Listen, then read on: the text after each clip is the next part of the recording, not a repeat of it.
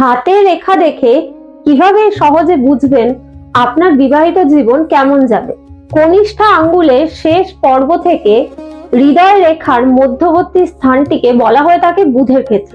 হৃদয় রেখার ওপরে হাতের কর্নার থেকে হাতের তালুর কেন্দ্রভাগে যে রেখাগুলো আড়াআড়ি ভাবে যায় তাদেরকে বলা হয় বিবাহ রেখা বা লাভ লাইন।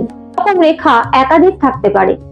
অস্পষ্ট রেখাগুলিকে লাভ লাইন বা অ্যাট্রাকশন লাইন এবং স্পষ্ট রেখাকে বিবাহ রেখা বা ম্যারেজ লাইন হিসেবে ধরা হয়ে থাকে। এই রেখাটি যদি স্পষ্ট, সোজা এবং পরিষ্কার হয়ে থাকে তার মানে আপনার দাম্পত্য জীবনটি খুব ভালো হতে চলেছে। যদি এই রেখাটিকে আড়াআড়ি ভাবে অন্য কোনো রেখা কেটে দেয় বা এই রেখার উপর ক্রস চিহ্ন দেখা যায় বা এই রেখাটি ছাড়া ছাড়া ভাবে থাকে তার মানে দাম্পত্য জীবনে অনেক সমস্যা আসতে চলেছে। এই রেখার শেষ প্রান্তে যদি কোনো আড়ি রেখা দেখা যায় বা রেখাটি বেঁকে গিয়ে হৃদয় রেখাকে স্পর্শ করে যায় তার মানে এখানে সেপারেশন বা ডাইভোর্সকে ইন্ডিকেট করছে। তাহলে ভালো থাকুন, সুস্থ থাকুন। ওম নমঃ শিবায়। জয় ভৈরব বাবা।